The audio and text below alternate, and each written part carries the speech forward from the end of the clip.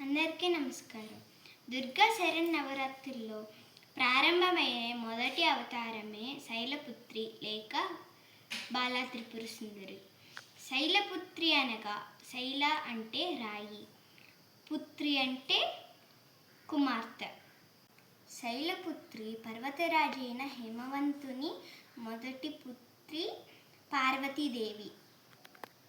శిరస్సుని అలంకారంగా బాలచంద్రుని ధరించి త్రిశూలాన్ని చేతపట్టి ఎద్దు వాహనం పైన కూర్చొని అవతారమే శైలపుత్రి.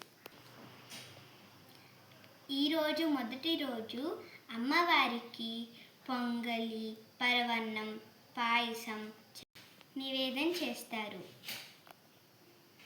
మొదటి రోజు ఎర్రటి రంగు లేదా గులాబీ లేత రంగుని ధరిస్తారు.